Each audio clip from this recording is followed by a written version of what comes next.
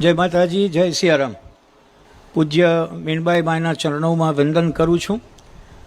આ મંચ પર બિરાજેલ આપણા સૌના પ્રિય, અતિ પ્રિય પૂજ્ય બાપુને પ્રણામ કરું છું. તેમની સાથે આપણને એક લાભ મળ્યો છે. આમ તો એમ કહેવાય કે લોટરી લાગી કહેવાય.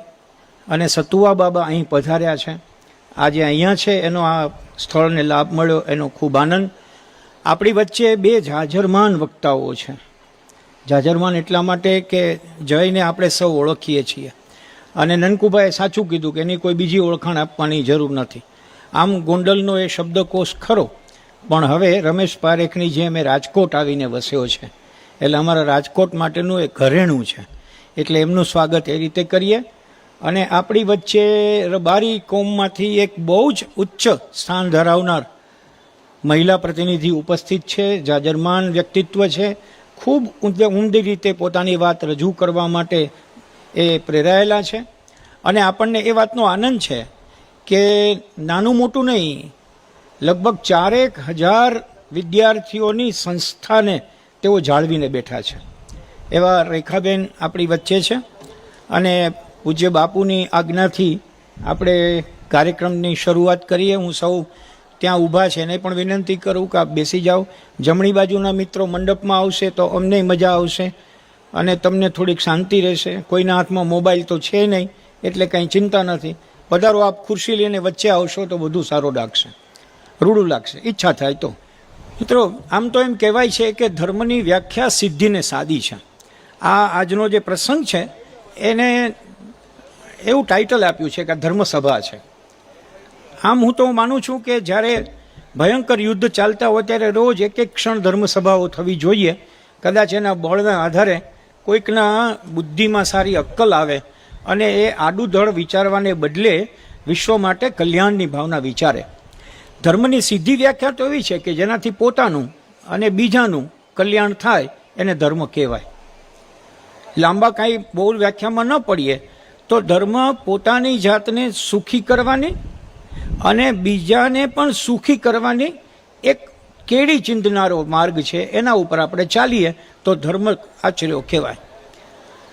એના વિશે વિશેષ શું વિશ્લેષણ નહીં કરું, પણ એમ કહેવાય કે આત્મા અને પરમાત્મા સુધી પહોંચવા માટે થઈને આપણી પૃથ્વી ઉપર જે કોઈ સંત તત્વ ઉપસ્થિત છે એમની માર્ગે, એમની વાણી, એમના વચન, એનો સત્સંગ, એના દ્વારા જો આપણે કંઈ પ્રાપ્ત કરીએ તો એ દ્વારા આપણું ઉપરનું કદાચ ખુલી જાય. રેખાબેન એક બાબત આપે જે કહી કે ધર્મ એ ધરતી છે, પણ જાણવા જેવું એ છે કે ખરેખર ધરતી ઉપર ઉગેલું એકમાત્ર વૃક્ષ કોઈ હોય, વટવૃક્ષને પણ અનેક ગણું કરે તો એ ધર્મ છે. અને સંપ્રદાયો તો એમાંથી જે ટેટાઓ બીજે વયા ગયા હોય અને પછી કોઈક પાણીએ એને સોચ્યા હોય, એમાંથી પછી ભાદરવાના ભીંડાની જેમ જે ઉગી જાય એવી રીતે ફાલેલા સંપ્રદાયો છે. મને પહેલાં પ્રશ્ન થયો હતો, મેં નનકુભાઈએ વાત કરી હતી કે ધર્મસભા એવું કેમ નામ આપો છો, કારણ શું? પણ એમના કાગબાપુના ઉચ્ચારોથી એણે મને સાંત્વના આપ્યું. પણ મને એવું લાગે છે કે વારે તહેવારે હવે આ આપણે કરવું પડશે. એનું કારણ કે આપણે આ નથી કરતા, બાકીના બધા આ જ કરે છે. એમાં બીજું કાંઈ નથી, પણ ઢોલ પીટવાનું કામ કરે છે. દરેક સન્ડે ઉપર ત્યાં એક સભા થાય છે, અને સન્ડે ઉપર સભા થાય એમાં અમારા જેવા લોકોને બહુ નજીક આવીને લઈ પણ જાય છે. તો આપણે હવે એક સમય આવ્યો છે કે જ્યારે તમે સનાતન એવું બોલો છો તો એ જાણી લેવું પડે કે આપણે જે વેદને પ્રથમ ગ્રંથ કહીએ છીએ એ વેદની અંદર તો ધ્રુવ ધાતુ ઉપરથી ધારણ કરવું એને ધર્મ કયો. પણ શું ધારણ કરવું એની સ્પષ્ટ વ્યાખ્યા જાણવા જેવી છે. જે તત્વ સમાજ, રાષ્ટ્ર અને આખા વિશ્વને ટકાવી રાખે એને ધર્મ કહેવામાં આવે છે. હવે આ જ ધર્મમાં જો ફાંટા પાડવાનું કોઈ કામ કરતું હોય તો એને રેડ સિગ્નલ બનાવવાનું કામ, બતાવવાનું કામ આપણા જેવી ધર્મસભાઓએ કરવું જોઈએ. હું અલબત્ત એવું પણ માનું છું કે વિનય વિવેકથી કરવું જોઈએ. આપણે એવી ધર્મસભાઓમાં નથી જવું કે જ્યાં સામા લોકોને પણ પાછો બહુ મોટો પાનો ચડે એવી રીતે આપણે અપશબ્દો પણ બોલતા હોઈએ. ના, એ નથી કરવું. મારે મારી મર્યાદા અને મારો વિવેક જાળવીને આપણને ગાંધી બાપુએ શીખ્યું છે સવિનય કાનૂન ભંગ. એ સવિનય આપણે કહેવું છે કે મિત્રો તમે આમાંથી છૂટા પડેલા છો, તમારું રાત તમે કરો એમાં આપણને કોઈ વાંધો નથી, પણ તમે મૂળને જે કંઈ કહી રહ્યા છો એના ઉપર હવે લગામ રાખો તો ઘણું સારું છે. મૂળ ઉપર આપણે વધતા રહીએ અને એટલા માટે આ ધર્મસભા છે. મને પોતાને એવો પ્રશ્ન થયો હતો રેખાબેન કે ધર્મની વાત કરવી હોય તો શું કહેશું આપણે? વિદ્યાર્થીઓને જે આપે વાત કરી, નાના નાના વિદ્યાર્થીઓ સુધી ગીતા પહોંચાડવા કરતાં પણ જરૂરી એ છે કે આપણે જે વાર્તાઓ કહી એ એના સુધી પહોંચાડીએ. આપણે કહીએ કે ક્યાં છે. હમણાં જ બાપુ એક પ્રસંગ બન્યો કે શિવકુંજ આશ્રમ જાળિયાના માતાજી અમારે નિવાસે પધાર્યા અને ત્યારે એણે કહ્યું કે 147 વર્ષના એક સાધુ આંગળિયા એવું પાલીતાણા પાસેનું ગામ છે ત્યાં છે અને એ દર વર્ષે એક વખત આશ્રમ આવે છે. મેં કીધું હવે આવે તો અગાઉથી જાણ કરજો, આપણે એના દર્શન કરીશું. એમણે વિદાય લીધા પછી સાંજે એણે એક વિડીયો મોકલ્યો કે એ સાધુ આજે જ આપણે વાત કરતા હતા ત્યારે આશ્રમ ઉપર બેઠેલા છે. એ જ સમયે હું માનું છું કે આ આપણા આવતી પેઢીને કહેવાની જરૂર છે કે આ કોઈ તમે માનો છો એવી ટેલિપથી નથી. આ બહુ મોટા એવા પરમ તત્વો તમે આવું વિચારો ત્યારે આજુબાજુ ફરતા હોય છે, એ લોકો આવું સર્જન કરે છે. સુભાષ ભટ્ટ તો એવું ચોખ્ખું માને છે કે તમે વિચારો છો એ જ સમયે કોઈ બીજું વિચારે તો એને સાદું ન માનતા. તમારા બંનેની નજીક કોઈ પરમ તત્વ એક સાથે ઊભું છે એ તમને જોડીને આપે છે. અને આવા ઉદાહરણો બન્યા છે. પૂજ્ય મોટાનું એક બહુ સુંદર મજાનું ભજન છે, અમને ચરણ શરણમાં રાખજે. એ પૂજ્ય મોટાએ એક જગ્યાએ એવે જ તાણે રચના કરતાં કરતાં કરતાં ગાયું અને પૂરું થયું એટલે બધાએ કહ્યું કે મોટા આ ભજન લખવું છે. તો કીધું ગવાઈ ગયું, મને આવ્યું ને મેં ગાયું. 1.5 મહિના પછી એક કોઈ કાશીથી સંત આવ્યા અને એણે આવીને એમ કહ્યું કે આ ભજન તમે અહીંના લોકો વિદ્યાર્થીઓને શીખવો.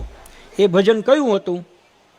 પૂજ્ય મોટાએ એવે જ ટાણે સ્ફુરેલું જે ભજન ગાયું હતું એ જ ભજન એણે કહ્યું કે એવે ટાણે મેં બોલતા કોઈક બોલતું હતું ને મેં લખી લીધું છે.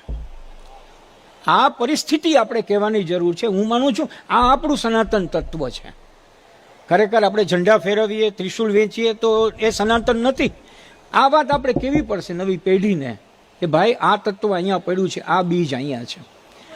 ગયે વખતે હું અહીંયા બરાબર 1 વર્ષ પહેલાં યાદ કરું કે અહીંયા આવ્યા ત્યારે એક વિવાદ ચાલતો હતો કે સાહિત્યમાં જુઓ, શિક્ષણમાં જુઓ, સંગીતમાં જુઓ, બધી જગ્યાએ તમને બાપુ જ દેખાય છે.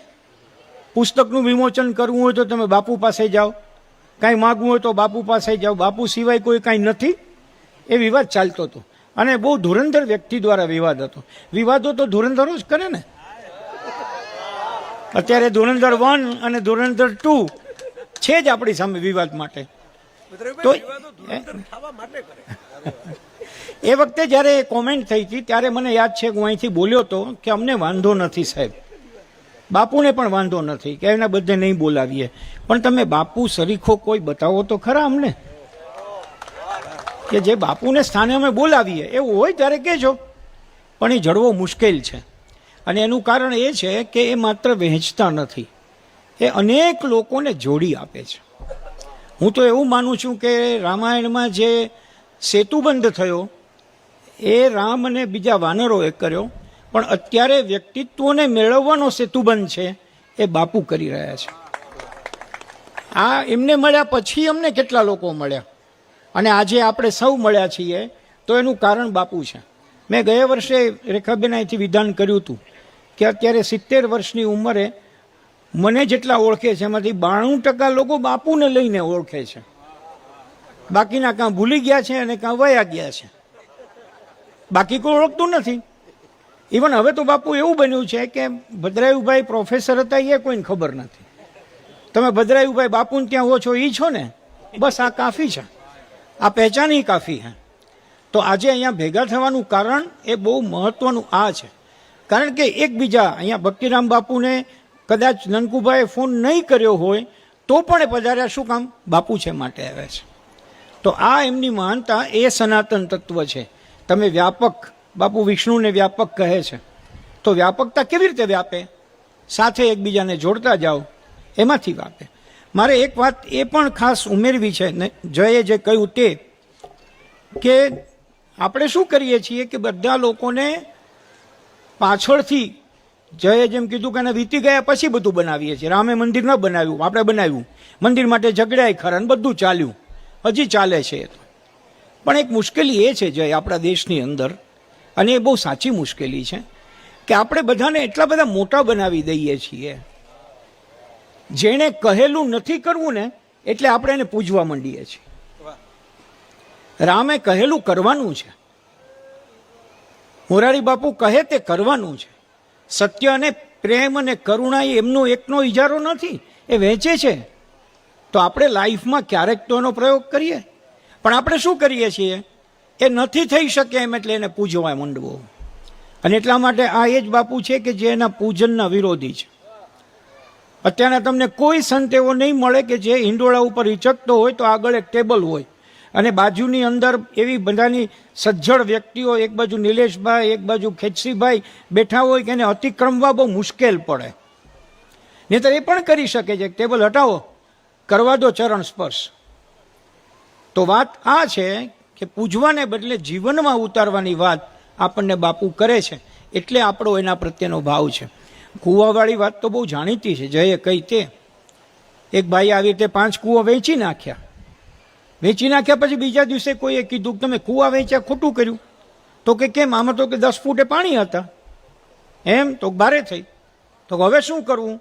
તો કે એને જઈને કહ્યું કે કૂવા વેચ્યા છે, પાણી નથી વેચ્યું. એટલે બીજે દિવસે એને કીધું ભાઈ કૂવા તારા, પાણી નહીં. હવે કૂવા લેનારો માણસ પણ કાચો તો હોય નહીં. એણે કીધું કાંઈ વાંધો નહીં. બીજે દિવસે એણે મેસેજ મોકલ્યો કે તમારા કૂવામાંથી પાણી ખાલી કરાવી લ્યો એટલે મને કૂવા મળી જાય. સનાતન એ છે કે જેનું પાણી ખાલી ન થઈ શકે એવો કૂવો છે. આજે આટલો મોટો સરસ મજાનો પ્રસંગ એટલી હળવાશથી અને એટલા તંદુરસ્ત વાતાવરણમાં આગળ વધી રહ્યો છે કે સૌ કોઈને એમ છે કે અમે ઉમંગથી બોલીએ. પણ આપણે સૌ પૂજ્ય બાપુની વાણી માટે આવતા હોઈએ છીએ. આમ તો ઘણીવાર એવું બને કે 3-4 કલાક વીતે પછી આપણે એમ બોલીએ કે જેને સાંભળવા આપણે આતુર છીએ, અને પછી એમ પણ બોલીએ કે બાપુની ઈચ્છા હોય તેટલું બોલે. બાપુની ઉપર જે શ્રવણનો મારો ચલાવ્યો હોય એ પાછા આપણે જોઈએ. પણ આજના શ્રવણના મારાને ક્ષમ્ય ગણીને પણ બાપુને વિનંતી કરું કે તેઓ નિર્બંધ રીતે પોતાની આશીર્વાદ આપે.